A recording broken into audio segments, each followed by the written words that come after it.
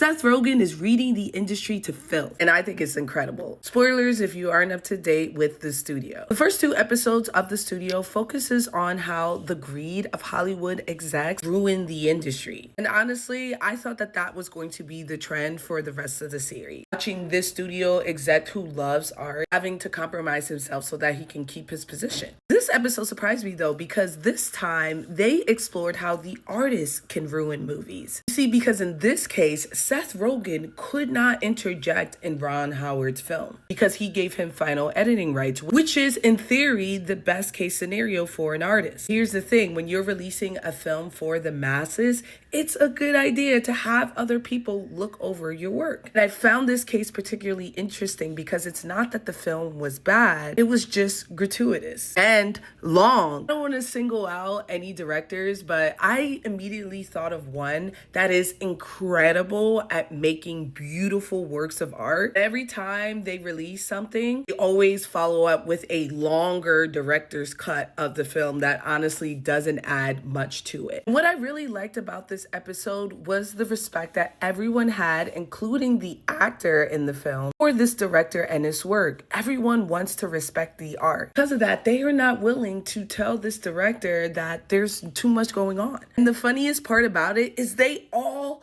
hate it. No one's willing to break it to him. Hold on, let me give you this clip. Keep him start with a compliment sandwich. Love for it. You know, you're so good at it. We love it. I know, thanks. Shut up. It fucking sucks. That's what we think. We think it fucking sucks, man. They all hate it. What are you talking about? You can't say that. Here's the thing.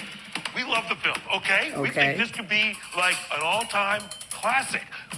And yes, we think the motel sequence derails the entire film. Honestly, I thought you liked it. No, I never liked it. I didn't like it in a script. I didn't like it when we shot it. I didn't like it in the movie. Love That's why this I was percussion. waiting for you as the head of the studio to say he had to fucking cut it. The politic aspect of the industry is ruining cinema. Telling someone that they have to remove a piece of what they put into their work is difficult. And no one wants to be the bad guy. That's why we're not getting 90-minute bangers anymore. We've all been forced to watch scenes that are essentially the director jerking off in our face. I love how bold Seth Rogen is with this series. He's been in this industry for about 20 years and he's tired of not just the execs, but also the actors and the director. I love that he feels comfortable enough to share his frustrations. It's clearly a sentiment for most of Hollywood. That's why he's able to have so many huge celebrities on this show. But if you haven't been watching, I definitely suggest you watch